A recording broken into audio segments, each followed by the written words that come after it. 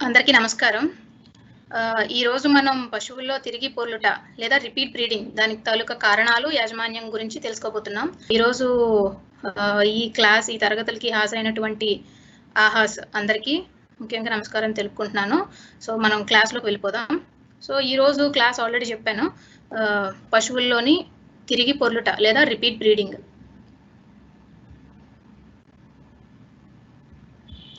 So repeat breeding అంటే మనందరికీ తెలుసు, చాలా మంది ఆల్రెడీ కొన్ని కేసులు చేసి ఉంటారు, చూసుంటారు, వినుంటారు.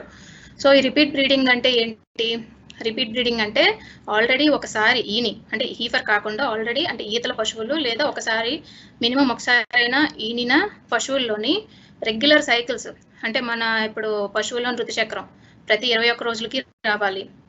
తర్వాత ఆ సైకిల్ కూడా ప్రతి 21 రోజులకు వస్తూ అండ్ ఏవైతే సైన్స్ డిశ్చార్జెస్ ఏవైతే ఉన్నాయో, వెజనల్ డిశ్చార్జ్ కానీ సర్వైకల్ డిశ్చార్జ్ కానీ అన్ని కూడా నార్మల్గా ఉంటూ ఎటువంటి వ్యాధి లక్షణాలు చూపించకుండా ఋతుచక్రం క్రమంగా అంటే ఆ ప్యాటర్న్ అనేది ఫాలో అవుతూ ఈస్ట్రస్ స్టేజెస్ కూడా అటు ఇటు డీవియేషన్ అవ్వకుండా ఉంటూ కూడా పశువులు వ్యధ లక్షణాలు చూపిస్తూ 2-3 సార్లు కట్టించినా కూడా పశువు అన్నది చూడి కట్టదు. అలా ఆరోగ్యంగా పశువు ఉంటూ అండ్ ఆరోగ్యవంతమైన బుల్ నుంచి వీర్యాన్ని కలెక్ట్ చేసి దానికి ఇన్సెమినేట్ చేసినా కూడా పశువు కట్టకపోతే, అంటే మినిమం 2-3 సార్లు అయినా అయ్యి ఉండాలి, అలా కట్టకపోతే దాన్ని అటువంటి పశువుల్ని రిపీట్ బ్రీడర్స్ అని అంటారు. సో మెయిన్ ఈ పాడి పరిశ్రమలోని రిపీట్ బ్రీడింగ్ లేదా రిపీట్ బ్రీడర్స్ వలన రైతులకి చాలా అసౌకర్యంగా ఉంటుంది. ఎందుకంటే ఒక రైతు అభివృద్ధి చెందాలి అంటే ఆ పశువు యొక్క పునరుత్పత్తి నార్మల్గా ఉండాలి. అంటే ఆల్రెడీ చెప్పుకున్నాం ముందు క్లాసుల్లో కూడా, ఏడాదికి ఒక దూడ ఉంటే రైతు ఆర్థికంగా ఎదుగుదల అన్నది ఉంటుందని చెప్పుకున్నాం. సో అలా ప్రతి సంవత్సరం ఒక దూడనిస్తూ దానికి అనుగుణంగా పాల దిగుబడిని ఇస్తే రైతు అభివృద్ధి చెందుతాడు. 2-3 ఉన్న పశువుల రైతు కూడా మెల్లమెల్లగా ఒక 5-6 సంవత్సరాలకి ఒక మంచి మినీ డైరీ ఫాము లేకపోతే ఒక మేజర్ డైరీ ఫామ్ కింద కన్వర్ట్ చేసుకోగలుగుతారు. సో అలా చేయాలి అంటే పశువులోని పునరుత్పత్తి సమస్యలు అనేవి ఉండకుండా ఉంటేనే రైతుకి ఆర్థికంగా లాభం. అండ్ ఈ ఏదైతే రిపీట్ బ్రీడింగ్ ఉందో మిగతా పశువుల యాజమాన్యాలు చూసుకుంటే ఇది దగ్గర 20-30% వరకు దీనివల్ల రైతులకు ఆర్థిక నష్టం వచ్చే అవకాశం ఉంటుంది. ఎందుకంటే వన్స్ ఒకసారి ఈ ఏవైతే పశువులు ఉన్నాయో అవి రిపీట్గా సైకిల్స్ వస్తూ ఇప్పుడు ఇన్సెమినేట్ చేసినా కూడా కన్సీవ్ అవ్వకుండా ఉంటే ఆటోమేటిక్గా ఇంటర్కావింగ్ పీరియడ్ పెరిగిపోతూ ఉంటుంది. జరిపోయి అక్కడ పాల ఉత్పత్తి కూడా తగ్గిపోతూ ఉంటుంది, దూడలు కూడా రావు. సో దానివల్ల ఆర్థికంగా దెబ్బతింటాడు. మెల్లమెల్లగా రైతు కూడా డిమోటివేట్ అయిపోవడం, రైతు కూడా మెల్లమెల్లగా ఫామ్ నుంచి ఇంట్రెస్ట్ అనేది తగ్గిపోవటం, ఇలాంటి ప్రాబ్లమ్స్ అన్నీ వస్తూ చాలామంది రైతులు ఆ ఫామ్స్ని వైండప్ చేసిన సిచ్యువేషన్స్ కూడా ఉన్నాయి. సో రైతుకి ఆర్థికంగా లాభం చేకూరాలి అంటే ఇందులో కనుక మనం ఈ రిపీట్ బ్రీడింగ్ ఎందువలన వస్తుంది, కారణాలు తెలుసుకుంటూ దానికి ఎటువంటి ట్రీట్మెంట్ ఇప్పించాలి, ఎటువంటి యాజమాన్య పద్ధతులు మనం రైతులకు చెప్పాలన్నది మనం నేర్చుకుంటే ఆటోమేటిక్గా రైతులకి మనం అవేర్నెస్ ఇవ్వగలం. దేర్బై రైతులు కూడా ఎకనామిక్గా బాగా డెవలప్ అవ్వగలుగుతారు. సో ఆల్రెడీ చెప్పుకున్నాం, ఈ రిపీట్ బ్రీడింగ్ అనేది పశువుల్లోని 20-30% వరకు ఉంటుంది. అంటే మిగతా ప్రాబ్లమ్స్తో పాటు మనం కంపేర్ చేసుకుంటే ఈ రిపీట్ బ్రీడింగ్ అనేది 20-30% వరకు పశువుల్లోని ఉంటుంది. ఆల్రెడీ డెఫినేషన్ కూడా చెప్పుకున్నాం. రిపీట్ బ్రీడర్స్ అంటే పడ్డలు కాకుండా మినిమం ఒక ఈతైనా ఈని ఉండాలి.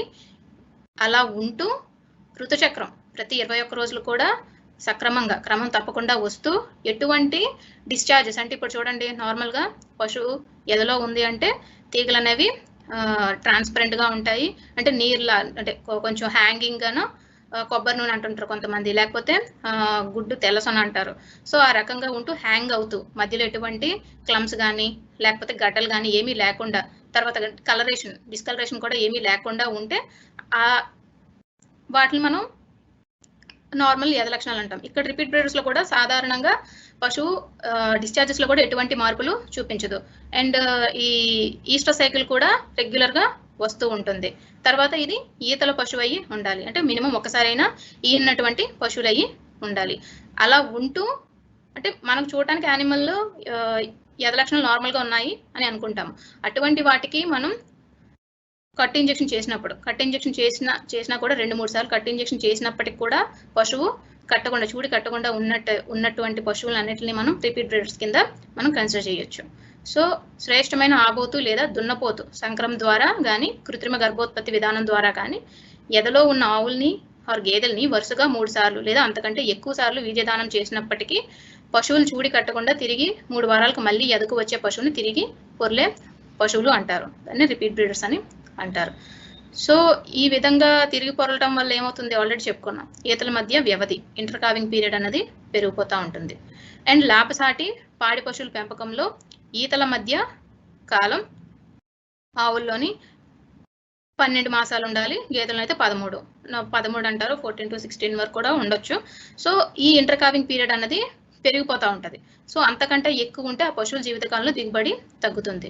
సో ఇంటర్ కావింగ్ పీరియడ్ పెరుగుతుంది అంటే ఆటోమేటిక్గా మెల్లమెల్లగా వచ్చే దూడలు, ఆ పశువు ఏవైతే దూడలు ఇస్తుందో ఆ దూడలు కూడా మెల్లమెల్లగా నెంబర్ కూడా తగ్గిపోతూ ఉంటుంది అండ్ జన్మించే దూడల సంఖ్య తగ్గుతుంది. సో ఇది కూడా one of the major problem ఫార్మర్స్కి. సో నార్మల్గా ఏడాదికి ఒక దూడ ఉంటేనే రైతు ఆర్థికంగా లాభం అనేది చేకూరుతుంది రైతుకి. సో అలా కాకుండా ఈ ఇంటర్ కావింగ్ పీరియడ్ పెరిగిపోతూ దూడల సంఖ్య తగ్గిపోతుంది. వన్స్ కన్సీవ్ అవ్వలేదు అంటే మెల్లమెల్లగా పాల దిగుబడి కూడా తగ్గిపోతూ ఉంటుంది. సో ఆర్థికంగా రైతు నష్టపడతాడు. సో ఇది మేజర్ ప్రాబ్లం రైతుకి.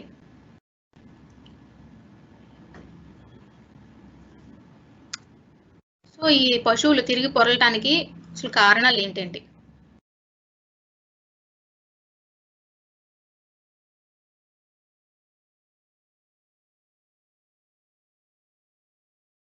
సో మెయిన్ ఇది మల్టీ ఫ్యాక్టోరియల్, దీనికి చాలా కారణాలు ఉంటాయి. అసలు పశువు తిరిగి ఎందుకు పొరులుతుంది అంటే మనం ఒక కారణం అని చెప్పలేము. అంటే ఒకే కారణంతో ఈ కండిషన్ వస్తుంది అని కూడా మనం చెప్పలేము. దీనికి నెంబర్ ఆఫ్ కండిషన్స్ ఉంటాయి. సో ఇందులో మొట్టమొదటిది వచ్చి జన్యు సంబంధం లేదా పునరుత్పత్తి అవయవాల లోపం. సో పుట్టినప్పుడు కానీ అంటే జన్యుపరంగా అంటే అది పుట్టినప్పుడే దానికి కొన్ని జన్యుపరమైన లోపాలు అనేవి ఉంటాయి. సో అవి మెల్లమెల్లగా 1 by 1 మనం స్లైడ్స్లో చూద్దాం, నెక్స్ట్ స్లైడ్స్లో. అండ్ అండాశయంలోని మార్పులు, ఏమైనా అండాశయం ఓవరీస్లోని చేంజెస్ కానీ సో ఏమైనా ఉంటే వాటి వలన రావచ్చు.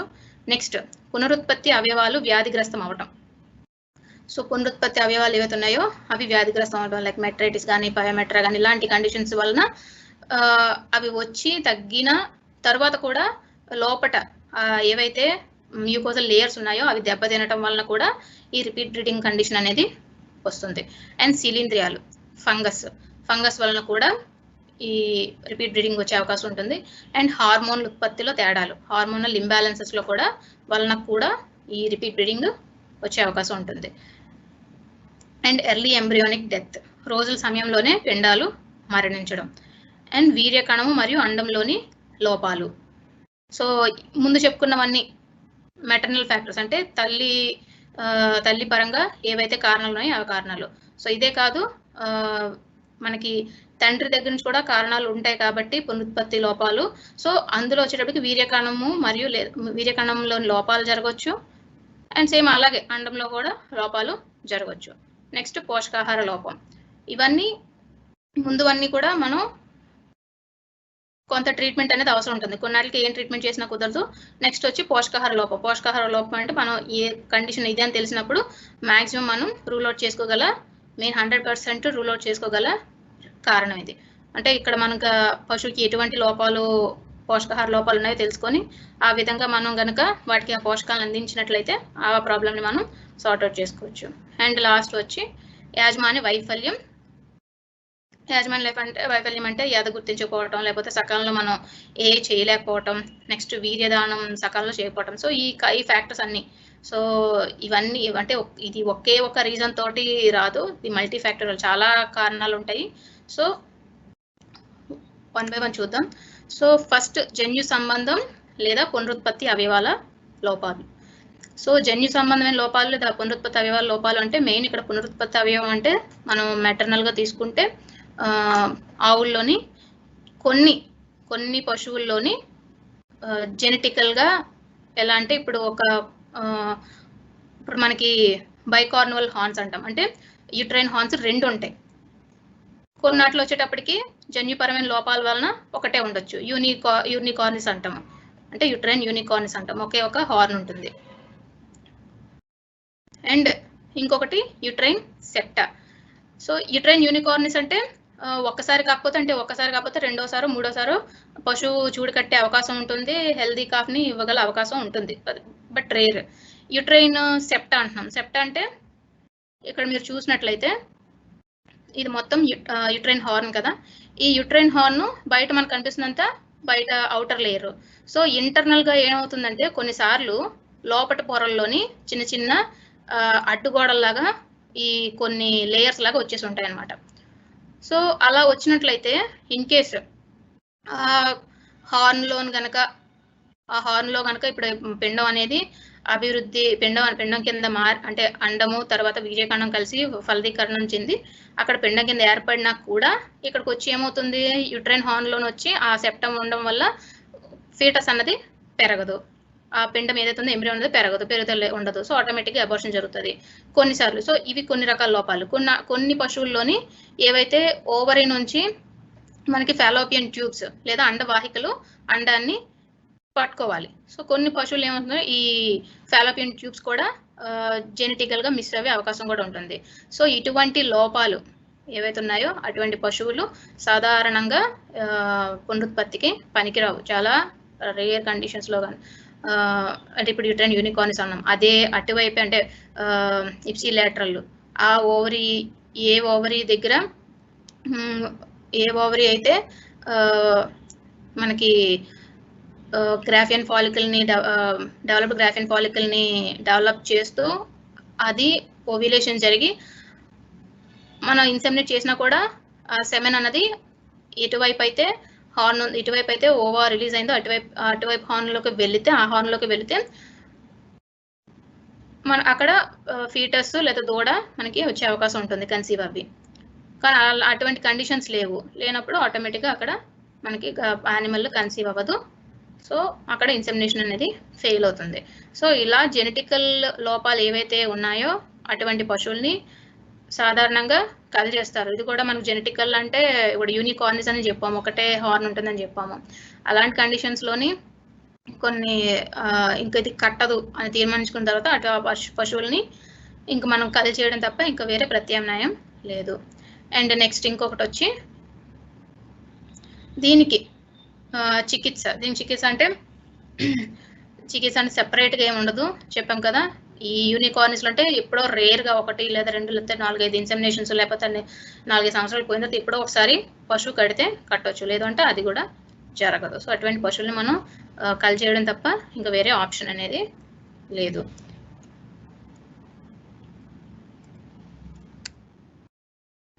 అండ్ సెకండ్ వన్ వచ్చి అండాశయంలోని మార్పులు. అండాశయంలో మార్పులు అంటే ఇక్కడ మెయిన్ అండాశయం నుంచి అండం విడుదలవుతుంది. విడుదల అవ్వడం కూడా మనకి ఎప్పుడు మెటీస్ట్రమ్ అంటే ఈస్ట్రమ్ ఎద చల్లారిపోయిన తర్వాత 10 నుంచి 12 గంటల తర్వాత అండం విడుదలవుతుంది. అంటే మెటీస్ట్రమ్లోని ఆ పీరియడ్లోని విడుదలయ్యి ఉంటుంది. కానీ ఇక్కడ అండాశయంలో మార్పులు అంటే ఇక్కడ ఈ అండం అన్నది రిలీజ్ అవ్వడం డిలే అవ్వడం లేదా ఒక్కొక్కసారి కంప్లీట్గా రిలీజ్ అవ్వదు. ఎద మొత్తం కంప్లీట్ అయిపోతుంది, ఎద కంప్లీట్ అయిపోయి మళ్ళీ మనం ఇన్సెమినేట్ చేసినా కూడా మళ్ళీ ఎప్పుడు 1 వీక్ 9 డేస్కో మళ్ళీ తిరిగి యానిమల్ ఎదకొస్తుంది. సో అంటే ఇక్కడ 2 కండిషన్స్, డిలేడ్ ఓవ్యులేషన్ జరగవచ్చు, లేదు అంటే అనోవ్యులేషన్ అసలు అండమే విడుదల కాకపోవచ్చు. సో డిలేడ్ ఓవ్యులేషన్ అన్నాం. ఫస్ట్ అనోవ్యులేషన్ అంటే మనకి ఓవ్యులేషన్ జరగాలి అంటే ఏ హార్మోన్ కావాలి, అండము విడుదల అవ్వాలి అంటే LH హార్మోన్ కావాలి. LH హార్మోన్ విడుదల అయితేనే అండం విడుదలవుతుంది. రప్చర్ ఏవైతే గ్రాఫియన్ ఫాలికల్ ఉందో రప్చర్ అవి అండం విడుదలవుతుంది. నెక్స్ట్ డిలేడ్ ఓవ్యులేషన్ అంటే అండం లేట్గా విడుదలవడం.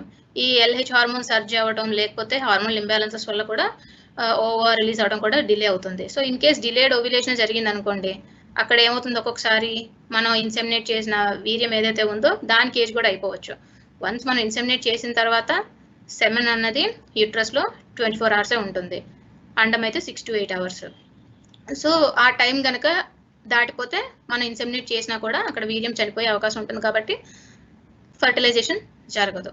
సో మళ్ళీ అవుతుంది, మళ్ళీ నెక్స్ట్ ఇయర్కి వస్తుంది, సేమ్ ప్రాసెస్. సో అక్కడ మనకు కండిషన్ అంటే ఏంటని తెలియాలి, అసలు అండం విడుదలైందా సో అండం విడుదలైందా లేదు అంటే అండం విడుదలవితే నెక్స్ట్ మనం పాల్పేట్ చేసినప్పటికీ సిరియల్ చూడొచ్చు. లేదు విడుదల అవ్వలేదు అంటే ఫాలికల్ నెక్స్ట్ థర్డ్ డేకో ఫోర్త్ డేకో చూసినట్టయితే ఫాలికల్ అలానే ఉంటుంది. సో అక్కడ యానోవ్యులేషన్ కండిషన్ అని తెలుసుకోవచ్చు.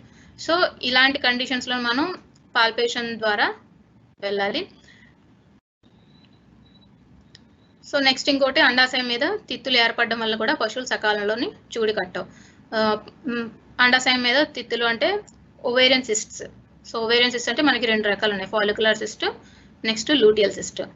సో లూటియల్ సిస్ట్ అంటే కార్పస్ లూటియం ఫామ్ అయిపోయిన తర్వాత అది కంప్లీట్గా అంటే రిగ్రెషన్ జరగకుండా అలా ఉండిపోవటం వలన అది సిస్ట్ కింద మారిపోతుంది. ఇక్కడ ఫాలికల్ కూడా అంతే, ఫాలికల్ అనేది రప్చర్ అవి ఓవర్ రిలీజ్ అవ్వాలి, అక్కడ కూడా సేమ్ అలా జరగకుండా ఫాలికల్ అలా ఉండిపోతుంది. సో ఏం చేస్తుంది ఫాలిక్యులర్ సిస్ట్ అయితే కంప్లీట్గా అలా కంటిన్యూస్గా FSH ఈస్ట్రోజన్ హార్మోన్ని విడుదల చేస్తూ ఉంటుంది ఫాలికల్. సో ఏమవుతుంది ఒక పక్కన ఇన్ కేస్ వేరే ఓవరీ ఇన్ కేస్ ఈ హార్మోన్స్ కొంచెం తగ్గడం వల్ల సెకండ్ ఓవరీ కనుక in case graphene follicle develop చేసుకొని అది చేసినా కూడా ఇక్కడ ఏమవుతుంది ఈ సిస్ట్లు ఉండటం వల్ల ఈ హార్మోన్స్ ఏవైతే రిలీజ్ అవుతున్నాయో వాటి ప్రభావం ఫాలికల్ మీద కానీ లేకపోతే సిఎల్ మీద కానీ ప్రభావం చూపిస్తాయి. ఆటోమేటిక్గా నెక్స్ట్ కన్సీవ్ అవ్వటం అనేది జరగదు. సో ఇవన్నీ 1 by 1 ఒకదానికొకటి ఇంటర్లింక్గా పనిచేస్తూ ఉంటాయి. అంటే అండాశయంలో మార్పులు జరిగితే ఆటోమేటిక్గా హార్మోనల్ చేంజెస్ జరుగుతాయి. సో ఆ రకంగా పశువు మళ్ళీ తిరిగి పొర్లే అవకాశం ఉంటుంది. ఒకవేళ ఇన్ కేస్ ఫలదీకరణ జరిగిన ఆల్రెడీ చెప్పాం, పిండం మరణించడం, పశువులు తిరిగి పొరలటం జరుగుతుంది. సో ఇవి అసలు ఏం జరుగుతుంది, కండిషన్ ఏంటి, అసలు ఎటువంటి సిస్ట్లు ఏమైనా ఉన్నాయా, లేకపోతే ఓవ్యులేషన్ జరుగుతుందా, డిలేడ్ ఓవ్యులేషన్ జరుగుతుందా ఏంటన్నది చెక్ చేసుకొని ఎవరైతే మీ కన్సర్న్ డాక్టర్ ఉన్నారో వాళ్ళ ఆధ్వర్యంలోనే ట్రీట్మెంట్ అనేది చేసుకోవాలి. సో ఇక్కడ ట్రీట్మెంట్ అంటే మనకి maximum concern hormones. So hormones అన్నది మనం ఎలా పడితే అలాగా మనకి ఎలా నచ్చితే అలా వాడటానికి లేదు. ఎందుకంటే వన్స్ మనం రాంగ్ హార్మోన్స్ ఇచ్చామంటే దాని తర్వాత మళ్ళీ స్టిమ్యులస్ జరుగుతుంది, దాన్ని రిలేటెడ్ ఇంకో హార్మోన్ రిలీజ్ అవ్వే అవకాశం ఉంటుంది. సో దానివల్ల ఏంటంటే కంప్లీట్గా లోపల బాడీలో హార్మోనల్ ఏవైతే మెకానిజం ఉందో కంప్లీట్ డిస్టర్బెన్స్ అనేది జరిగే అవకాశం ఉంటుంది. సో మన న్యాచురల్గా ఎలా జరుగుతుందో అదే ప్రాసెస్లో ఫాలో అవ్వాలి.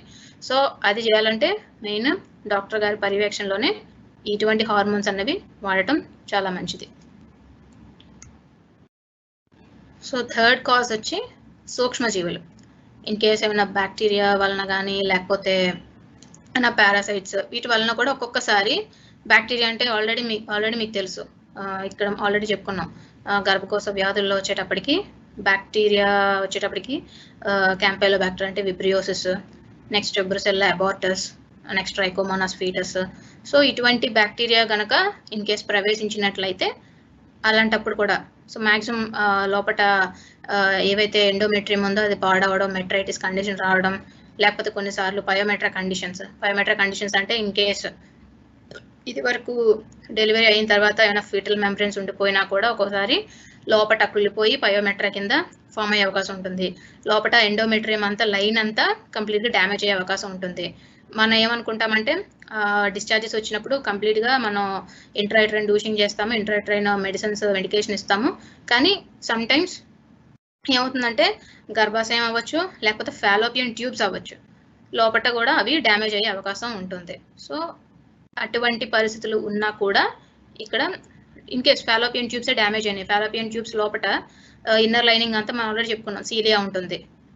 ఆ లోపల లైనింగ్ కనుక ఇన్ కేస్ సీలియా పోయి అక్కడ ఏమైనా థిక్గా ఫైబర్స్ ఫామ్ అయిపోవటం లేకపోతే రఫ్గా అయిపోతే ఏమవుతుంది, ఏవైతే సెమెన్ కానీ స్పర్మ్ సెల్స్ కానీ లేకపోతే ఓవా కానీ ఫ్రీ మూమెంట్ అనేది జరగదు.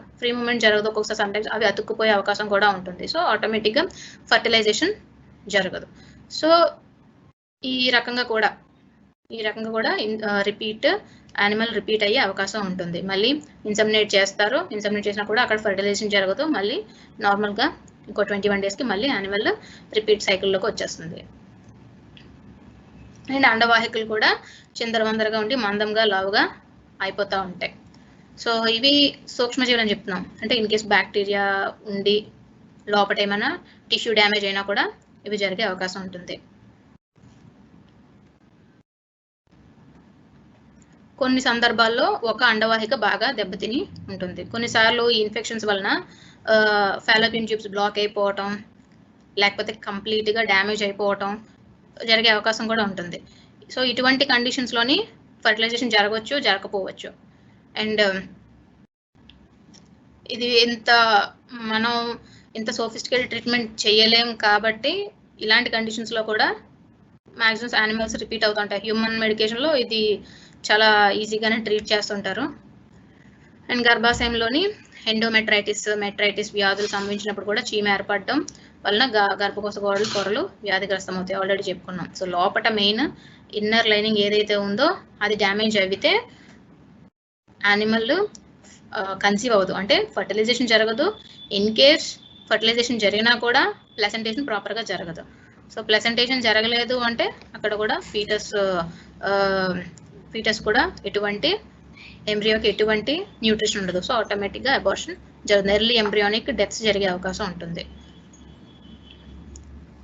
సో ఇటువంటి ఏమైనా సూక్ష్మజీవుల వలన సాధారణంగా మనకు తెలుసు ఈ ట్రైన్ లోపటంతా పసుపు పట్టేసి ఉంటుంది, ఇన్ఫ్లమేషన్లో ఉంటుంది, బాగా లోపటంతా దెబ్బతిని ఉంటుంది. కాబట్టి చీము కానీ లేకపోతే డిశ్చార్జెస్ కూడా తెల్లగా వేస్తుంటాయి. సో అటువంటి కండిషన్స్లో కూడా ఎప్పుడు రెగ్యులర్గా యాంటీబయాటిక్స్ ఇస్తూ ఉంటాం ఇన్ కేస్ ఇలాంటి కండిషన్స్ వచ్చినప్పుడు.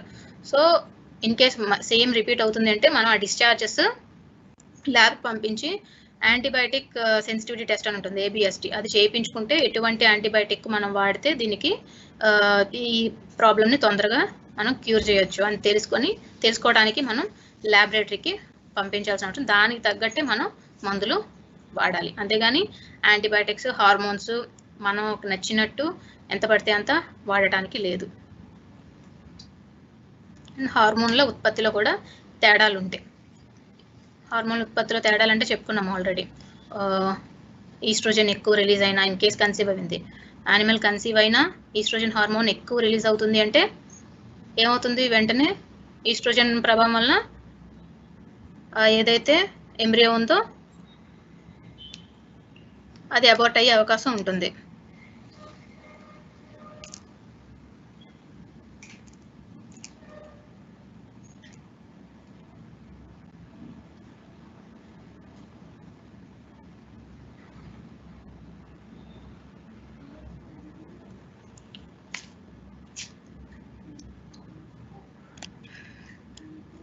ఎదకు వచ్చిన పశువుల్లో అండం ఉత్పత్తి కాకుండానే ఎద దాటిపోతుంది. ఆల్రెడీ చెప్పాం.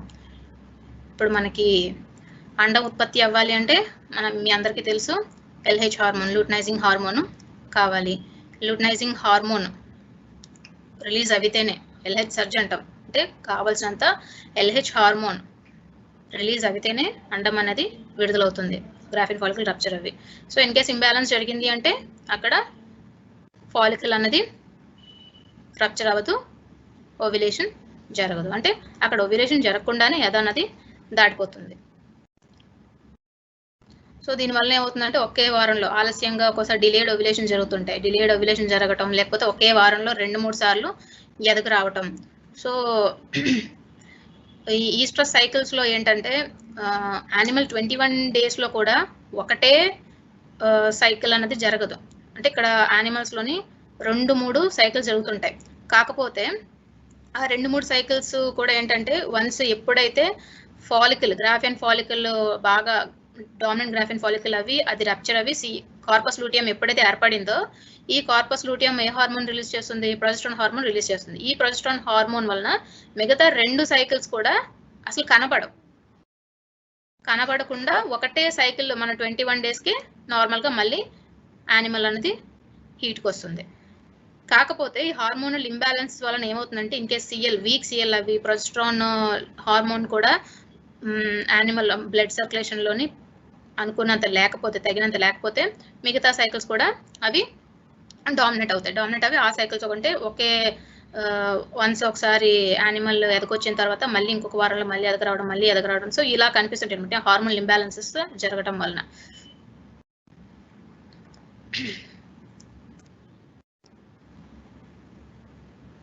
సో ఇక్కడ మీరు చూసుకున్నట్లయితే ఇన్ కేస్ ఇక్కడ యూజ్ ఆఫ్ ప్రోస్టాగ్లాండిన్స్ అని ఉంది. సో ప్రోస్టాగ్లాండిన్స్ ఎప్పుడు యూజ్ చేయాలి? ప్రోస్టాగ్లాండిన్స్ ఎప్పుడు యూజ్ చేస్తాం? ప్రోస్టాగ్లాండిన్ అన్నది కార్పస్ లూటియం రిగ్రెస్ అవ్వటానికి, కార్పస్ లూటియం లైసిస్ జరగటానికి ప్రోస్టాగ్లాండిన్ ఉపయోగపడుతుంది. అంటే ఇన్ కేస్ యానిమల్ కన్సీవ్ అవ్వకపోతే డే 17న యుట్రస్ గోడల్లోని ప్రోస్టాగ్లాండిన్ హార్మోన్ రిలీజ్ అవుతుంది. అది కార్పస్ లూటియం మీద యాక్ట్ చేసి దాన్ని రిగ్రెస్ అయ్యేలాగా చేస్తుంది. అంటే కార్పస్ లూటియంని రిగ్రెస్ చేసి మళ్ళీ నెక్స్ట్ ఏవైతే ఫాలికల్స్ ఉన్నాయో అవి యాక్షన్లోకి వచ్చేలాగా చేస్తుంది. సో ఈ ప్రోస్టాగ్లాండిన్ యూసేజ్ కూడా ఎప్పుడంటే సిఎల్ ఎప్పుడైతే యాక్టివ్గా ఉందో, సిఎల్ ఎప్పటి నుంచి యాక్టివ్గా ఉంటుంది? డే 5 అంటే మెట్టిస్ట్రమ్ స్టేజ్ 5th డే నుంచి డే 17th వరకు సిఎల్ యాక్టివ్గా ఉంటుంది. సో ఈ టైంలోనే యానిమల్ ఇన్ కేస్ కన్సీవ్ అయితే అక్కడ నుంచి ప్రెగ్నెన్సీ క్యారీ అవుతుంది. లేదు అనుకుంటే డే 17th అక్కడ ప్రోస్టాగ్లాండిన్ రిలీజ్ అవటం వలన సిఎల్ అనేది రిగ్రెషన్లోకి వెళ్ళిపోతుంది. ఈ 12 డేస్ అంటే డే 5th నుంచి డే 17th వరకు ఆ మధ్యలో ఉన్న 12 డేసే సిఎల్ యాక్టివ్గా ఉంటుంది. దాని మీదనే ప్రోస్టాగ్లాండిన్స్ పనిచేస్తాయి. అంటే ఇన్ కేస్ యానిమల్ డిలేడ్ ఓవ్యులేషన్లో ఉంది. డిలేడ్ ఓవ్యులేషన్ అంటే ఎప్పుడైతే మనం యానిమల్ హీట్కి వచ్చి అదే చల్లారిపోయిన తర్వాత 10 to 12 hours తర్వాత ఓవ్యులేషన్ జరగాలని చెప్పాము. సో అలా ఓవ్యులేషన్ లేట్ అయ్యిందంటే నెక్స్ట్ డేనో లేట్ అయింది, ఈలోపు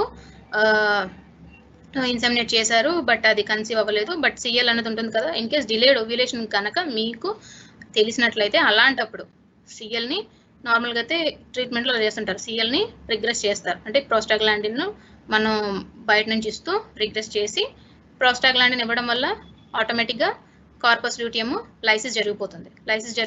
నెక్స్ట్ 9th డేకి యానిమల్ మళ్ళీ హీట్లోకి వస్తుంది. ఇవన్నీ ఈస్ట్రస్ సింక్రనైజేషన్ టెక్నిక్స్ అంటారు. సో ఇంత డీప్ మీకు అవసరం లేదు.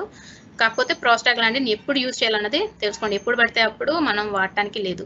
అక్కడ కూడా యానిమల్ యాక్టివ్ సిఎల్ ఉండాలి. దట్టు యానిమల్ యాక్టివ్ సిఎల్ ఉంది కన్సీవ్ అవ్వకపోతేనే, సిఎల్ ఉండి కన్సీవ్ అవ్వకపోతేనే అక్కడ యానిమల్కి ప్రోస్టాగ్లాండిన్ ఇవ్వాలి. ఇంకొకటి పయోమెట్రా కండిషన్లో కూడా సిఎల్ ఉంటుంది. పయోమెట్రా కండిషన్లో కంప్లీట్గా పస్ ఫామ్ అయిపోయి లాప్ట్ ఉంటుంది. అక్కడ మీరు చూసుకున్నట్లయితే సిఎల్ ఉంటుంది. అటువంటి కండిషన్స్లో కూడా ఒక్క యాంటీబయాటిక్ ఇస్తే సరిపోదు. అక్కడ ముందు సిఎల్ రిగ్రెషన్ జరిగితే ఆటోమేటిక్గా ఏమవుతుంది, లాప్ట్ ఉన్నదంతా బయటికి వచ్చేస్తుంది. సిఎల్ రిగ్రెషన్ అవుతుందంటే వెంటనే అక్కడ సర్విక్స్ ఓపెన్ అవటం, లోపల ఉన్న పస్ అంతా బయటికి వచ్చేయడం జరుగుతుంది. అలా సిఎల్ రిగ్రెస్ చేస్తేనే మనం లోపల ఏవైతే ఈ పస్ కానీ మ్యూకస్ కానీ ఏవైతే అక్యుములేట్ అయిపోయి అవి బయటకు వస్తాయి. అంతేగాని యానిమల్ కన్సీవ్ అయింది లేదు మనకు తెలియదు కాబట్టి సైకిల్ ఎప్పుడు చేయకూడదు. ఇన్ కేస్ ఇన్ఫెక్షన్స్ కండిషన్స్ ఉన్నప్పుడే చేసుకోవాలి. లేదు అంటే ఈస్ట్రస్ సింక్రనైజేషన్ టెక్నిక్స్ ఉంటే అలాంటప్పుడు చేయొచ్చు. సో హార్మోన్స్ మాత్రం ఎలాగా వాడటానికి జరగదు. అండ్ ఇంకొకటి ఎర్లీ ఎంబ్రియానిక్ డెత్స్. సో ఈ ఎర్లీ ఎంబ్రియానిక్ డెత్స్ అంటే కంప్లీట్గా చాలా ఎర్లీ స్టేజెస్లోనే like 1st month 2nd month ఇప్పుడే యానిమల్స్ అనేవి అబార్షన్స్ జరుగుతూ ఉంటాయి. దీనికి కూడా రీజన్స్ న్యూట్రిషన్ అంటే పోషకాహార లోపాల వల్ల జరగవచ్చు. లేదు అంటే కొన్ని పశువులు లైక్ సంకరజాత పశువులు వచ్చేటప్పటికి వాటికి వ్యాధి నిరోధక శక్తి కంపారిటివ్గా ఇక్కడ ఉన్న ఇండిజినస్ బ్రీడ్స్తో కంపేర్ చేసుకుంటే తక్కువ ఉంటుంది. సో ఎప్పుడైతే ఇమ్యూనిటీ తక్కువ ఉందో ఆటోమేటిక్గా సూక్ష్మజీవుల ప్రభావం ఎక్కువ ఉంటుంది కాబట్టి అవి ఒక్కొక్కసారి ఒత్తిడిలోకి వెళ్ళటం, నెక్స్ట్ దాని వలన అబార్షన్స్ జరిగే ఉంటుంది. ఎర్లీ ఎంబ్రియానిక్ డెత్స్ అండ్ పోషకాహార లోపాల వలన కూడా ఎర్లీ ఎంబ్రియానిక్ డెత్స్ కూడా జరిగే అవకాశం ఉంటుంది. అండ్ ఇంకొకటి ఫైటోటాక్సిన్స్ ఉంటాయి, ఫైటో ఈస్ట్రోజన్స్. కొన్ని రకాల గ్రాసెస్లో గడ్డిలో చూసుకుంటే ఈస్ట్రోజన్ హార్మోను వాటిలో ఎక్కువ ఉంటుంది. సో రిపీటెడ్గా అవే లైక్ లూసర్న్, సో ఇలాంటివి మనం ఎక్కువ పెట్టడం వలన లూసర్న్ తర్వాత ఈ పిల్లి పెసర, సో ఇవి ఎక్కువ పెడుతుంటే ఏమవుతుందంటే ఈస్ట్రోజన్ కంటెంట్ పెరిగిపోతుంది. ఇన్ కేస్ యానిమల్ కనుక ఎర్లీ ప్రెగ్నెన్సీలో ఉంటే కొన్నిసార్లు అబార్షన్స్ జరిగే అవకాశం ఉంటుంది. సో వన్స్ కన్సీవ్ అవుతుంది, కన్సీవ్ అయిన తర్వాత ఇంకా యానిమల్ని 3rd month ఎప్పుడో 2nd month చూపించేసి యానిమల్ కన్సీవ్ అయిపోయింది అనేసి భ్రమలో ఉంటుంటారు. ఈ ఎర్లీ ఎంబ్రియానిక్ డెత్స్ అయితే మనకి యానిమల్ అసలు లాస్ అయినా కూడా రైతులు గుర్తించలేరు ఎర్లీ ఎంబ్రియానిక్ డెత్స్. అండ్ కొన్నిసార్లు ఓవాబర్సల్ అడ్హెసెన్స్ అంటే ఈ సో ఇక్కడ మీరు చూడండి, సో ఇవి ఓవరీ. సో ఈ ఓవరీస్కి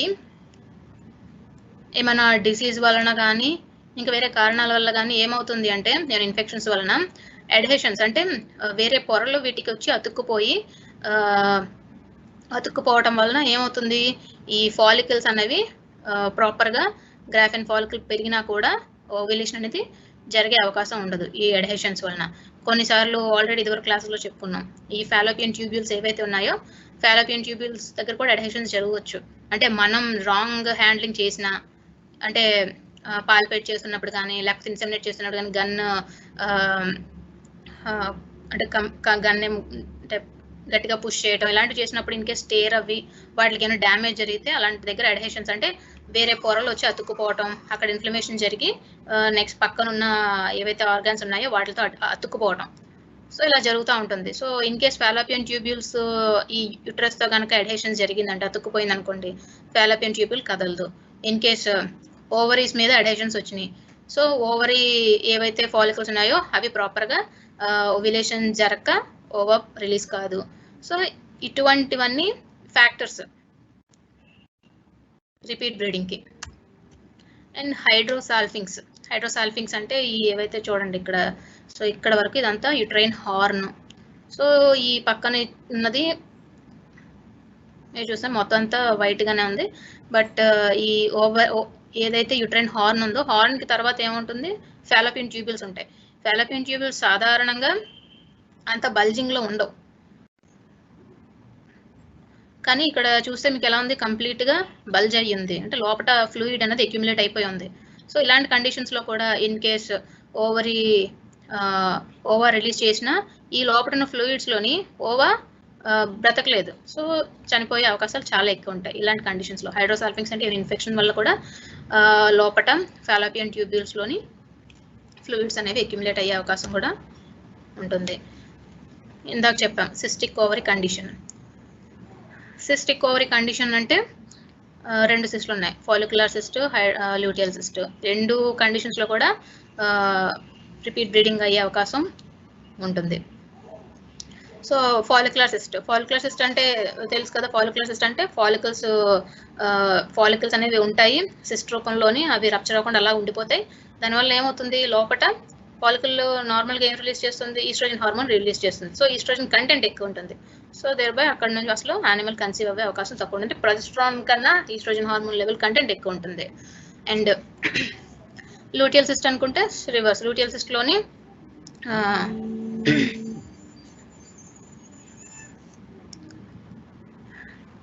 లూటియల్ సిస్ట్ కండిషన్ వస్తే progesterone hormone content corpus luteum అలా ఉండిపోతుంది, కంప్లీట్ కార్పస్ లూటియం లైజ్ అవ్వకుండా సిస్ట్ కింద అలా ఉండిపోతుంది. సో వీటి వల్ల ఏమవుతుంది, హార్మోనల్ ఇంబ్యాలెన్సెస్ జరుగుతాయి. హార్మోనల్ ఇంబ్యాలెన్స్ జరిగి నెక్స్ట్ యానిమల్ కన్సీవ్ అవ్వదు, ఒక్కోసారి కన్సీవ్ అవినా కూడా అబార్షన్ జరిగే అవకాశం ఉంటుంది. సో ఇవే కాకుండా వీర్యకణంలోని ఏమైనా మార్పులు, వీర్యకణము లేదా అండంలోని మార్పులు. సో ఈ స్పర్మ్ సెల్ కనుక మనం చూసుకున్నట్లయితే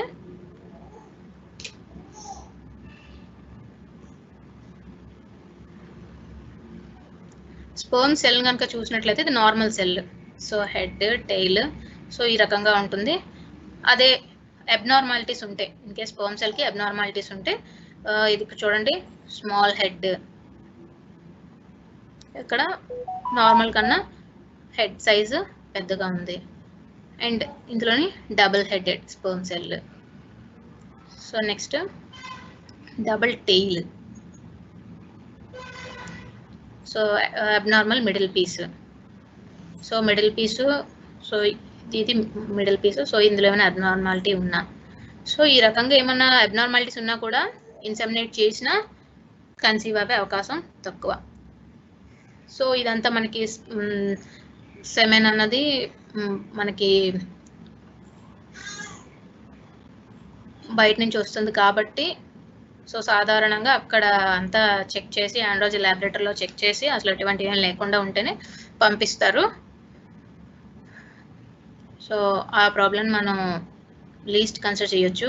ఇన్ కేస్ అంటే అదే ఏదైతే సైర్ నెంబర్తో వచ్చిన సెమెన్ ఏదైతే ఉందో మ్యాక్సిమం అందరికీ అవే ప్రాబ్లమ్స్ కనిపిస్తే అలాంటప్పుడు రూల్ అవుట్ చేసుకోవచ్చు.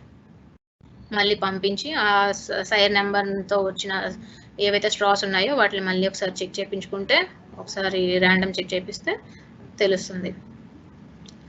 అండ్ అండంలో కూడా ఏమైనా లోపాలు అంటే స్మాల్ ఓవేరియన్ ఏప్లేషియా అన్నారు, ఓవేరియన్ హైపర్ప్లేషియా అన్నారు. ఏప్లేషియా అంటే సరిగ్గా అసలు కంప్లీట్గా పెరగదు, చాలా చిన్నగా ఉంటుంది. హైపోప్లేషియా అంటే అవసరమైనంత అంటే ఏదైతే నార్మల్ సైజ్ ఉందో నార్మల్ సైజు పెరగవు. సో ఓవరీ నార్మల్ సైజులో ఉంటేనే లోపల ఉన్న ఫాలికల్స్ కూడా నార్మల్ సైజులో ఉంటాయి. అలా కాకుండా ఉంటే ఫాలికల్ సైజు రాదు. ఫాలికల్ సైజు రాకపోతే ఏమవుతుంది, అక్కడ రిపీటెడ్గా యానిమల్ హీట్కి వస్తుంటుంది, వెళ్ళిపోతుంటుంది. బట్ ఫాలికల్ సైజ్ లేకపోతే ఏమవుతుంది, సమ్ టైమ్స్ ఓవ్యులేషన్ జరగకపోవచ్చు. ఇన్ కేస్ ఓవ్యులేషన్ జరిగినా ఓవా కూడా మెచ్యూర్డ్ ఓవా కూడా రాదు. సో అలాంటప్పుడు రిపీట్ బ్రీడింగ్ అయ్యే అవకాశం ఉంటుంది, అంటే కన్సీవ్ అవ్వదు. అండ్ నెక్స్ట్ అనువంశిక కారణాలు. అనువంశిక కారణాలు అంటే ఈ జెనెటికల్ ప్రాబ్లమ్స్, క్రోమోజోమల్ కానీ డిఎన్ఏ ప్రాబ్లమ్స్ ఏమైనా ఉన్నా కూడా అలా కండిషన్స్లో కూడా యానిమల్ కన్సీవ్ అవకాశం తక్కువ. అంటే ఈ క్రోమోజోమ్స్ అంటారు, తెలుసు కదా. క్రోమోజోమ్స్ అన్నవి మదర్ నుంచి హాఫ్, ఫాదర్ నుంచి హాఫ్ వస్తాయి. అంటే ఆవుల్లో చూసుకుంటే దాదాపు 60 క్రోమోజోమ్స్ ఉంటాయి. అంటే మదర్ నుంచి ఆవు నుంచి ఒక 30, నెక్స్ట్ పోతు నుంచి ఒక 30, 60 క్రోమోజోమ్స్ వస్తాయి. సో వీటిలో ఇన్ కేస్ ఏమైనా అబ్నార్మాలిటీస్ ఉన్నాయి. అబ్నార్మాలిటీస్ అంటే కొన్నిటిలోని ఒక క్రోమోజోమ్ నెంబర్ పెరగవచ్చు, లేకపోతే క్రోమోజోమ్లోని జీన్ ఒకటి తగ్గొచ్చు. సో ఇలాంటివి ఏమన్నా ఉన్నా కూడా అక్కడ జైగోట్ ఫామ్ అవడం అంటే ఫర్టిలైజ్ అవ్వడం జరగదు ఇలాంటి కండిషన్స్లో.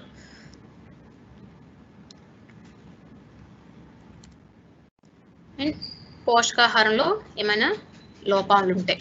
సో ఈ పోషకాహార లోపాలు అంటే ఇక్కడ మీకు ఆల్రెడీ చూపించాం. నార్మల్గా అయితే యానిమల్కి అసలు ఇన్సెమినేట్ చేయాలి ఫస్ట్ టైమే, తర్వాత కూడా అంటే మినిమం యానిమల్ అంటే ఆవు లేదా గేదె బరువు 270 నుంచి 300 కేజీలు బరువు ఉంటేనే యానిమల్కి అక్కడ ఇన్సెమినేషన్ చేయాలి. ఇన్ కేస్ అనుకున్నంత బరువు లేకపోయినా కూడా కొన్నిసార్లు యానిమల్ అన్నది కన్సీవ్ అయ్యే అవకాశం ఉండదు. అండ్ శక్తి, ఎనర్జీ, మనం ఇచ్చే పోషకాలు కూడా పోషకాహార లోపాలు ఏమైనా జరిగితే, సో ఈ హార్మోన్స్ అని చెప్తున్నాం, ఈస్ట్రోజన్ కానీ ప్రొజెస్ట్రాన్ కానీ ఏ హార్మోన్ అయినా రిలీజ్ అవ్వాలి అంటే వాటికి కావాల్సింది మెయిన్ పోషకాలు, ట్రేస్ మినరల్స్ కావాలి. సో ఈ ట్రేస్ మినరల్స్లో కూడా వచ్చేటప్పటికి కోబాల్ట్, కాపర్, ఐరన్ ఇవన్నీ చాలా ఇంపార్టెంట్. ఇన్ కేస్ అవి కనుక లోపం జరిగితే ఈ హార్మోన్స్ కూడా తయారీ జరగదు, ఆటోమేటిక్గా రిలీజ్ కావు. సో అలాంటి కండిషన్స్లో ఇవన్నీ పోషకాహార లోపాల కింద మనం చెప్పుకోవచ్చు. ఇంకా కావాల్సిన మాంసకృతుల్లో అంటే ప్రోటీన్స్. సో ప్రోటీన్ బాడీ బిల్డింగ్కి, నెక్స్ట్ అవయవాలు అభివృద్ధికి. అంటే ఇక్కడ మనం చూసుకోవాల్సింది గర్భాశయం పెరుగుదల, అండాశయాలు కావాల్సినంత పరిమాణంలో ఉండటం. సో ఇవన్నీ జరగాలి అంటే ప్రోటీన్ చాలా ఇంపార్టెంట్, ప్రోటీన్ ఉండాలి. అండ్ ఇవే కాకుండా మినరల్స్లో వచ్చేటికి ఫాస్ఫరస్ చాలా ఇంపార్టెంట్. ఇంకా మిగతా ట్రేస్ మినరల్స్, ఖనిజ లవణాలు కానీ, మ్యాక్రో కానీ, మైక్రో మినరల్స్ ఆల్రెడీ చెప్పుకున్నాం, కాపర్, కోబాల్ట్, ఐరన్ ఇవన్నీ చాలా ఇంపార్టెంట్. అండ్ గర్భాశయంలోని పిండానికి సరైన పోషకాహారం లభించక అవి నశించే అవకాశం ఉంటుంది. కన్సీవ్ అవినా కూడా ఇన్ కేసు యానిమల్కి బ్యాలెన్స్డ్ న్యూట్రిషన్ ఇవ్వలేదు అనుకున్నప్పుడు కూడా కొన్నిసార్లు అబార్షన్స్ జరిగే అవకాశం ఉంటుంది. ఆల్రెడీ ఇందాక చెప్పాం, ఈస్ట్రోజన్ హార్మోన్స్, ఫైటో ఈస్ట్రోజన్స్ అని చెప్తాం. ఫైటో ఈస్ట్రోజన్స్ ఎక్కువగా పిల్లి పెసర, ఉలవలు వీటిల్లో ఉంటాయి. సో ఇన్ కేసు ఆ గడ్డి కనుక ఎక్కువ పరిమాణంలోని కనుక యానిమల్కి ఇచ్చినట్లయితే అటువంటి సందర్భంలో కూడా ఈ డెత్స్ జరిగే అవకాశం ఉంటుంది, అబార్షన్స్ జరిగే అవకాశం ఉంటుంది.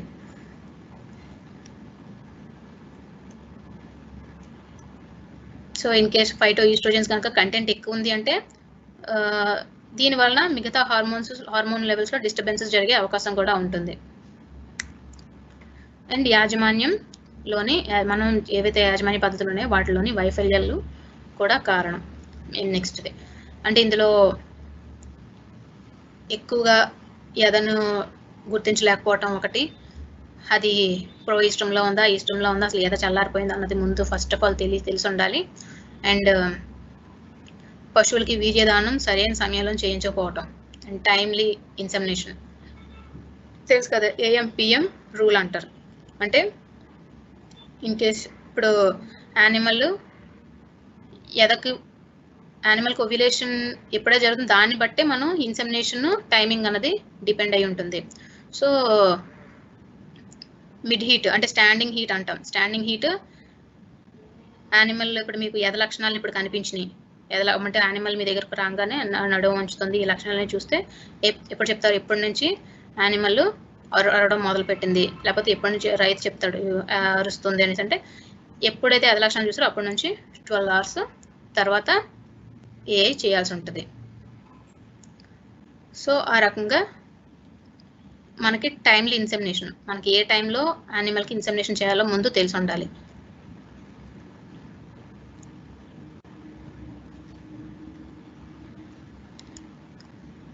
ఇన్ కేస్ ముందే చేసేసినట్లయితే ఏమవుతుంది, మనం ఇన్సెమినేట్ చేస్తుంటాం కాబట్టి ఆల్రెడీ వీర్యకణాల యొక్క వయసు అన్నది దాటిపోతుంది అండ్ కొన్నిసార్లు వీర్యకణాలు చనిపోతాయి గర్భాశయంలో.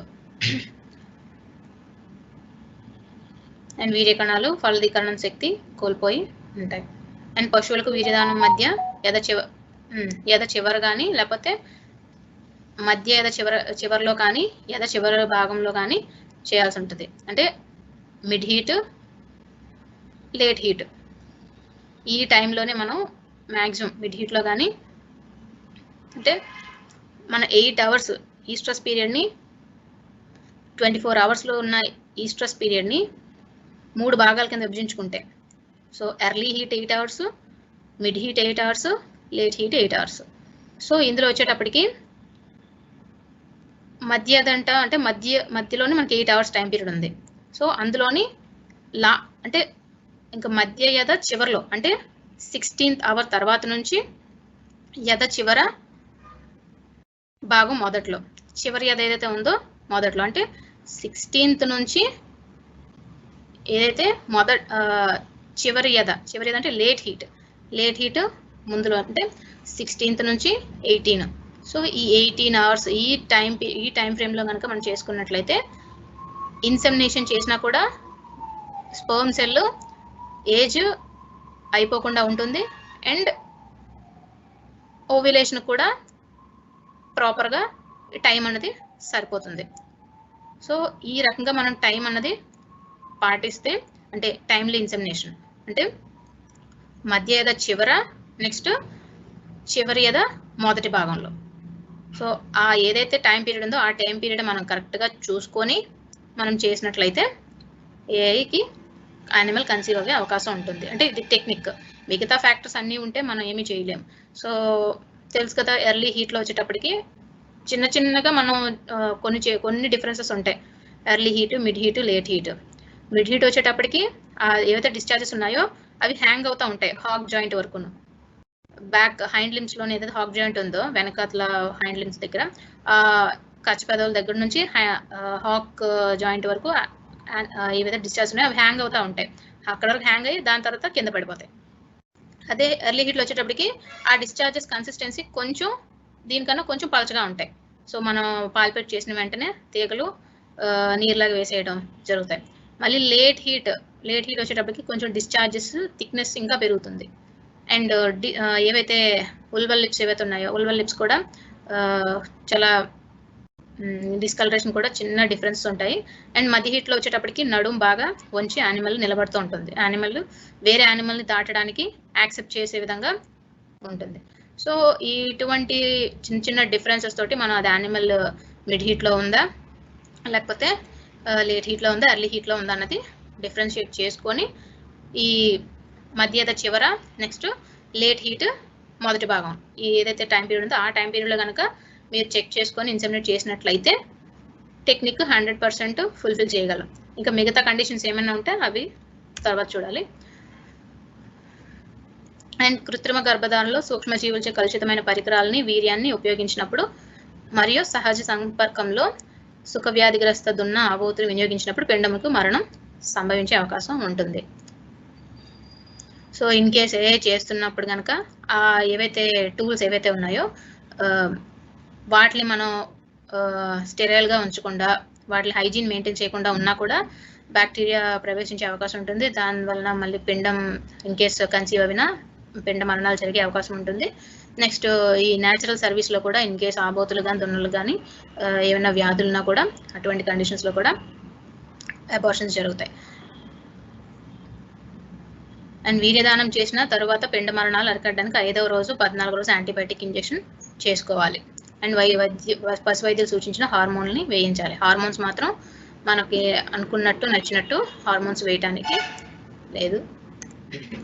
అండ్ ఇవన్నీ కంట్రోల్ చేయాలి అంటే కొన్ని మనం ఫాలో అయితే ఈ రిపీట్ బ్రీడింగ్ ఏదైతే ఉందో రిపీట్ బ్రీడింగ్ నుంచి మనం కొంచెం యానిమల్స్ని సేవ్ చేయొచ్చు. లైక్ మినరల్ మిక్చర్స్ మనం ఇచ్చిన రేషన్లో మినరల్ మిక్చర్స్ మనం ఇచ్చే ఫీడ్లోని లేదా దానాలను 2% ఉండే విధంగా చూసుకోవాలి. సో మినరల్ మిక్చర్స్ ఇది రిప్రొడక్షన్కి చాలా ఇంపార్టెంట్. ఎందుకు అంటే ఇందాక చెప్పాం ఈ హార్మోన్స్ కనుక రిలీజ్ అవ్వాలి, ప్రాపర్గా రిలీజ్ అవ్వాలి అంటే లేదు తయారీ అవ్వాలి అంటే ఈ cobalt, iron and copper, magnesium minerals అనేవి చాలా ఇంపార్టెంట్.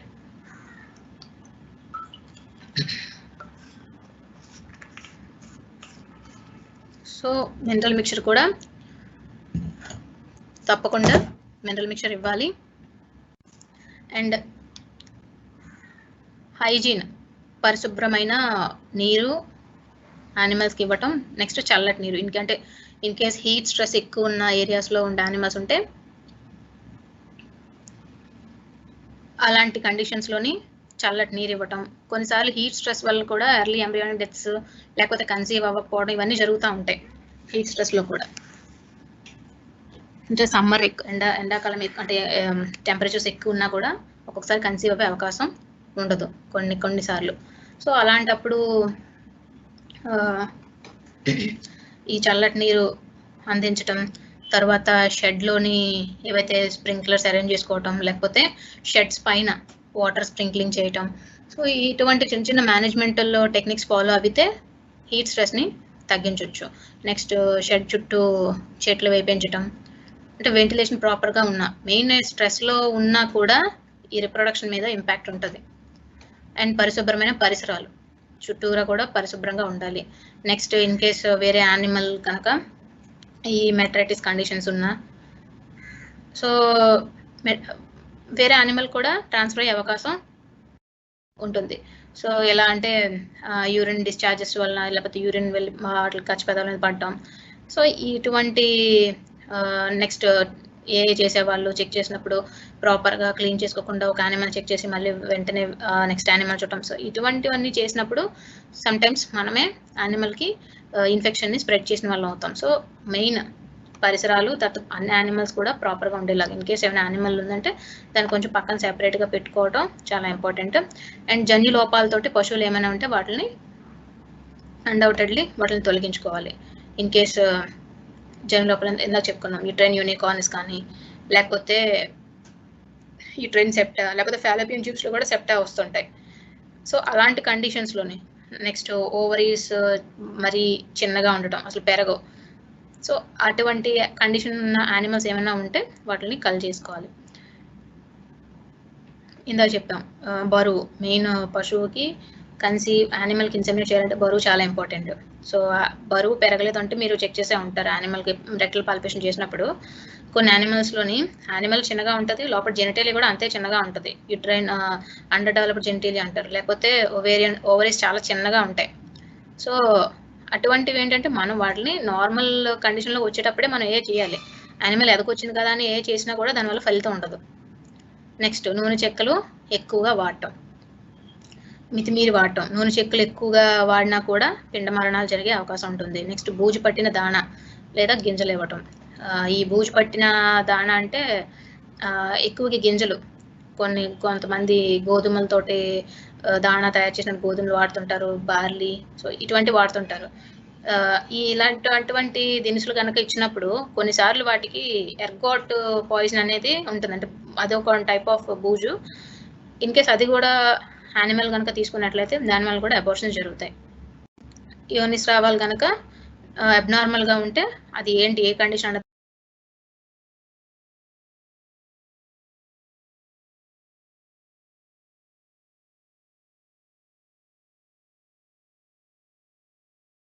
డిశ్చార్జెస్ ఏవి నార్మల్గా ఉన్నాయి, డిశ్చార్జ్లో ప్రాబ్లం ఏం లేదు అంటే లోపల ఇన్ఫెక్షన్ ఏమీ లేదనుకోవచ్చు. కానీ అసలు ఓవరీస్ ఫంక్షనింగ్లో ఉన్నాయా లేదా?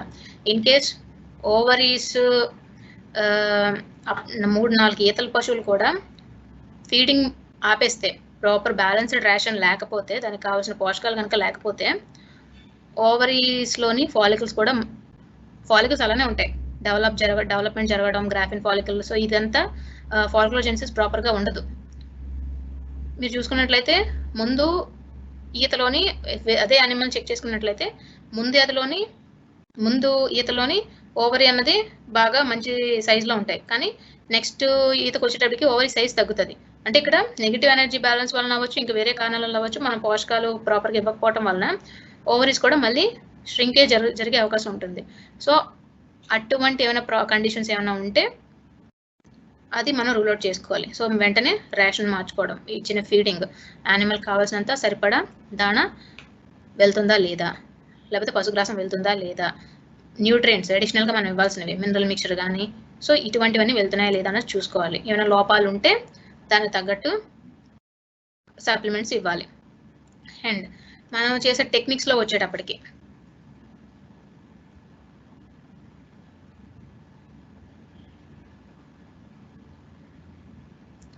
ఈ టెక్నిక్స్లోకి వచ్చేటప్పటికి కొంతమంది స్ట్రాస్ తీస్తారు. స్ట్రాస్ తీసి ఏ క్యాన్ నుంచి స్ట్రా తీసి తప్పు స్ట్రా తీసామంటే వేరే బ్రీడ్ స్ట్రా తీసాము అని మళ్ళీ పెట్టేసి నెక్స్ట్ నార్మల్ కరెక్ట్ స్ట్రా తీసుకొని వెళ్ళి చేస్తుంటారు. సో ఆల్రెడీ చెప్పాం, సో ఇటువంటివి ఏం చేయకూడదు. ఇన్ కేస్ ఆ స్ట్రా కనుక పెడితే ఏమో జరుగుతుంది, కోల్డ్ షాక్కి గురయ్యే అవకాశం ఉంటుంది యానిమల్. సో కోల్డ్ షాక్ చేస్తే ఆటోమేటిక్గా లోపల స్పర్మ్ సెల్స్ అనేవి చనిపోతాయి. సో యానిమల్ మీరు ఏదైతే ఇప్పుడు అలా పెట్టిన స్ట్రా యానిమల్కి మళ్ళీ కనుక ఇన్సెమినేట్ చేసినట్లయితే ఇంకొక యానిమల్కి ఏమవుతుంది, యానిమల్ నార్మల్గా ఉంటుంది, మనం చేసిన దాని వలన యానిమల్ కన్సీవ్ కాదు. సో అటువంటివి చేయడానికి లేదు. అండ్ చేస్తున్నప్పుడు గన్ను యోని నుండి తీసి మరలా వజైనాలోనే ప్రవేశపెట్టకూడదు. కొన్నిసార్లు యానిమల్కి ఇన్సెమినేట్ చేస్తున్నప్పుడు కొన్ని యానిమల్స్ ఈతల యానిమల్స్ అయితే పశువులు సాధారణంగా కదలకుండా అలా నిలబడిపోయి ఉంటాయి. కొన్ని హీఫర్స్, తర్వాత కొన్ని పశువులు ఏంటంటే ఎక్కువగా కదిలిపోతూ ఉంటాయి, లేకపోతే కోఆపరేట్ చేయదు. సో అలాంటి కండిషన్స్లో ఏమవుతుంటుంది, ఈ గన్ని మనం ప్రాపర్గా పెట్టక మాటికి బయటకు తీసేస్తాం. సో బయట తీసిన ఏమవుతుంది, దాని మీద పేడ పడిపోవచ్చు, యూరిన్ పడిపోవచ్చు. ఏమవుతుంది నెక్స్ట్, అది మనం క్లీన్ చేసుకున్నా కూడా ఎంతో కొంత ఇన్ఫెక్షన్ని మనమే లోపలికి వజైనా లేకపోతే యూట్రస్లోకి ప్రవేశపెట్టే వాళ్ళం అవుతాం. సో అలా చేయకుండా ఫస్టే ఏవైతే యూట్రస్ పర్రెక్టల్గా మనం ఆర్గాన్ని పట్టుకొని టెక్నిక్ ఏదైతే ఉందో 45 degrees తోటి లోపల ప్రవేశపెట్టుకొని జాగ్రత్తగా గన్ని ఎక్కువ హ్యాండ్లింగ్ చేయకుండా, మ్యానిపులేట్ చేయకుండా సజావుగా చేసుకునే విధంగా చూసుకోవాలి. టెక్నిక్ అనేది ముందు చాలా ఇంపార్టెంట్. ఎందుకంటే యానిమల్ నార్మల్గా ఉన్నా దాన్ని మళ్ళీ మనమంతలో మనమే దానికి ఒక డిసీజ్ని ఇచ్చేవాళ్ళం అవ్వకూడదు. అండ్ ఇన్బ్రీడింగ్ చేయకూడదు. సో ఈ ఇన్బ్రీడింగ్ వలన కూడా ఇందాక చెప్పుకున్న జన్యుపరమైన లోపాలు వచ్చే అవకాశం చాలా ఎక్కువ. అంటే అదే ఏవైతే సైర్ నుంచి వచ్చిన స్పర్మ్ ఏదైతే ఉందో సేమ్ సైర్ నుంచి దాన్ని మళ్ళీ డాటర్కి బ్రీడ్ చేయడం, ఇలాంటి చేస్తే ఏమవుతుంది, ఇన్బ్రీడింగ్ వలన తెలుసు కదా జన్యుపరమైన లోపాలు వచ్చే అవకాశం చాలా ఎక్కువ. అండ్ హార్మోన్స్ కూడా మితిమీరి వాడడానికి కుదరదు. హార్మోన్స్ మనం ఎక్కువగా తెలుసుకోకుండా అసలు ఏ స్టేజ్లో ఉంది, ఎటువంటి హార్మోన్ ఇవ్వాలి అన్నది మనకు కూలంకుషంగా తెలిస్తే తప్ప దాన్ని అంతవరకు మనం వెళ్ళకూడదు. అలా కాకుండా ఒక హార్మోన్ ఇవ్వాల్సిందే ఇంకో హార్మోన్ ఇచ్చి చేస్తే ఏమవుతుంది, లోపల మనమే హార్మోనల్ రిలీజ్ డిస్టర్బెన్స్ అనేవి మనమే క్రియేట్ చేసిన వాళ్ళు అవుతాం. సో ఇవన్నీ జరగకుండా ఉండాలంటే మనం కొన్ని టెక్నిక్స్ ఫాలో అవ్వాలి. ఎటువంటి యానిమల్స్ని కలెక్ట్ చేసుకోవాలి, ఎటువంటి యానిమల్స్కి మనం ట్రీట్మెంట్ ఇవ్వాలి, అండ్ మన మేనేజ్మెంటల్ టెక్నిక్స్ ఎటువంటి యానిమల్స్కి ఇవ్వాలన్నది అన్నీ క్లియర్గా తెలుసుకొని ముందుకు వెళ్తే రిపీట్ బ్రీడింగ్ నుంచి ఎంతో కొంత రైతులకు ఉపశమనం కలిగించవచ్చు. అండ్ ఇంకొకటి ఓవర్ ఫీడింగ్ అన్నది మన కండిషన్స్లో అంత ఎప్పుడు కనబడదు, కానీ కొంతమంది ఎక్కడో రేర్గా ఉంటారు, అంటే యానిమల్ బాగా ఒబీస్ అయిపోయి ఉంటాయి. సో ఓవర్ ఫీడింగ్ ఎక్కువ దాణా కూడా మంచి ప్రోటీన్ ఫ్యాట్ కంటెంట్ ఉన్న ఆయిల్ కేక్స్ ఇవన్నీ ఎక్కువ వేస్తుంటారు. ఏమవుతుంటుంది ఒబీస్ అవుతే ఈ ఓవరీ చుట్టూ కూడా ఫ్యాట్ అనేది అక్యుములేట్ అవుతుంటుంది. ఫ్యాట్ అక్యుములేట్ అయింది అంటే ఫాలికల్స్ రావు, సో అక్కడ కూడా ఓవ్యులేషన్ జరగదు. సో ఇటువంటి కండిషన్స్ ఏవైతే ఉన్నాయో వన్ బై వన్ ఒక్కొక్కటి రూల్ అవుట్ చేసుకుంటూ వెళ్ళాలి. ఏ టెక్నిక్ మనకి ప్రాపర్గా రావాలి. సో ఇవన్నీ ఫాలో అయితే రిపీట్ బ్రీడింగ్ నుంచి కొంతవరకు యానిమల్స్ని సేవ్ చేయొచ్చు. ఎందుకంటే యానిమల్స్ని ఒక 2-3 సార్లు రైతుకి ఇంక అంతకుమించి ఒప్పుకుండదు. ఒక 3 సార్లు మన దగ్గర తీసుకొచ్చి కట్టించి ఫెయిల్ అయ్యారంటే నెక్స్ట్ వెంటనే యానిమల్ అమ్మేయడానికే చూస్తారు. ఎందుకంటే దానివల్ల ఎటువంటి ఆర్థిక లాభం రావట్లేదు కాబట్టి సాధారణంగా చాలా వరకు రైతులు ఉంచుకోరు, వేరే రైతుకి అమ్మేయటం ఇలాంటివి చేస్తుంటారు. అమ్మేసినా కూడా మెయిన్ ఎవరైతే టెక్నికల్ పర్సన్ ఉన్నారో, అక్కడ టెక్నీషియన్ ఎవరైతే ఉన్నారో మెయిన్ వాళ్ళ మీద దీని తాలూకా నెగిటివ్ ఇంపాక్ట్ అనేది ఉంటుంది.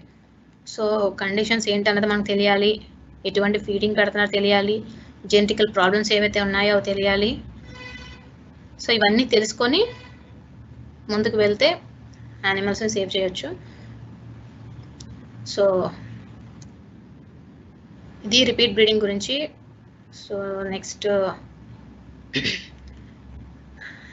ఏవైతే డౌట్స్ ఉన్నాయో చూద్దాం ఒకసారి.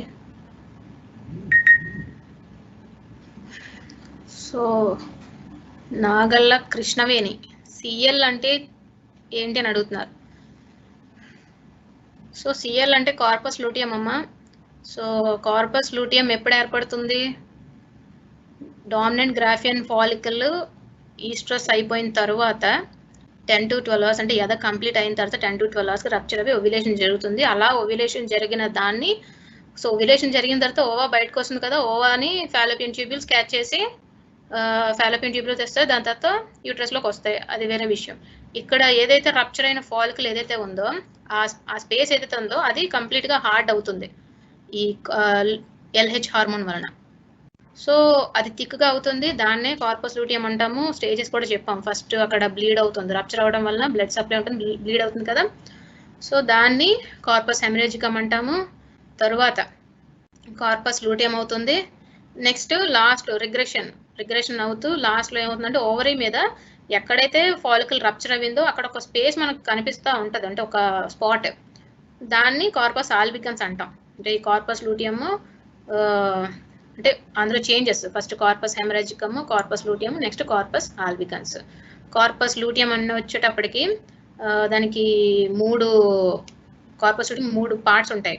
పైన ఏమో క్రౌన్ అంటారు, మధ్యలోని నెక్, దాని కింద బాడీ. క్రౌన్ అన్నది ఒక చిన్న నొత్తలా ఉండి ఉంటుంది పైకి, అంటే ఓవరీ మీద పెద్ద బొడిపిలాగా ఉంటుంది, మధ్యలో నొత్త ఉంటూ. సో ఈ కార్పస్ లూటియం అన్నది ప్రొజెస్ట్రాన్ హార్మోన్ రిలీజ్ అవ్వడానికి ఉపయోగపడుతుంది.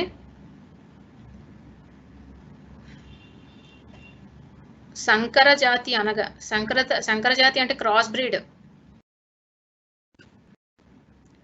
సో ఏ చేసిన తర్వాత సపోర్టివ్గా ఎగ్ కానీ నీమ్ ఆయిల్ కానీ ఓవరాల్గా ఇస్తే ప్రెగ్నెంట్ అవుతుంది అంటారు.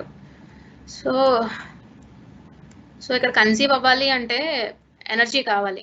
సో కన్సీవ్ అవ్వాలి అంటే ఎనర్జీ కావాలి, అంటే లోపల ఉన్న ఓవా కానీ స్పోమ్ కానీ మొటిలిటీ రావడం అంటే కదలటానికి.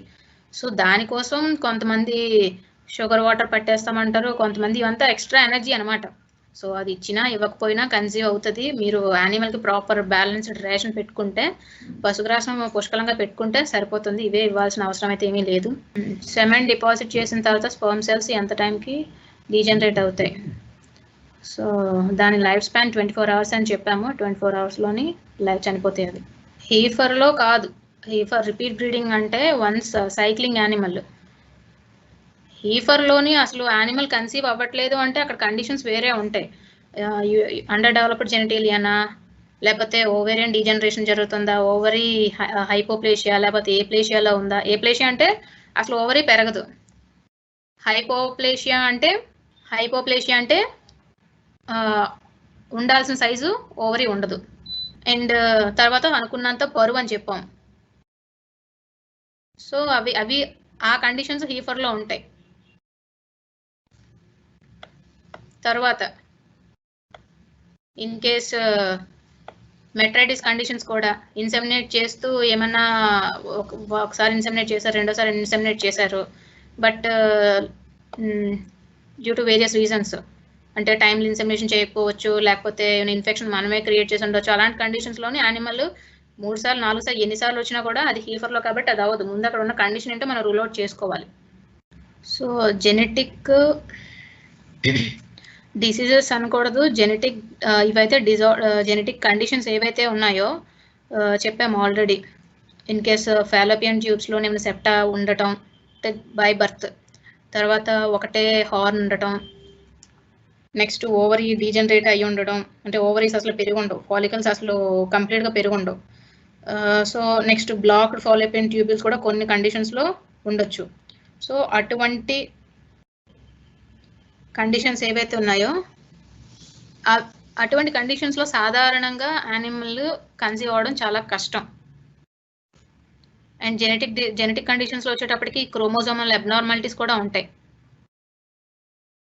సో మనం ఎంతైనా చూడగలిగింది ఓవరీస్, నెక్స్ట్ ఈ యుట్రైన్ హార్న్స్.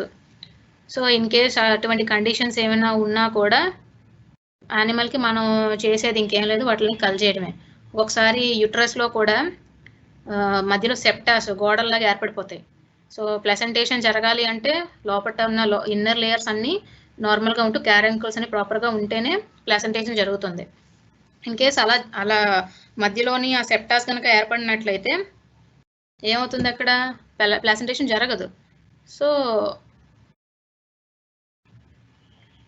ఈ కండిషన్స్లోని నార్మల్గా అయితే ఈ సెప్టాస్ వరకు అయితే హ్యూమన్స్లోని చిన్న ఆపరేషన్స్ చేసి వాటిని క్లియర్ చేస్తారు, బట్ యానిమల్స్లో వచ్చేటప్పటికి ఆ కండిషన్ లేదు. సో ఏఐ చేసిన తర్వాత చేయాలి అనుకుంటే ప్రొజెస్ట్రాన్ ఇంజెక్షన్ ఒకటి చేయొచ్చు, లేదు అంటే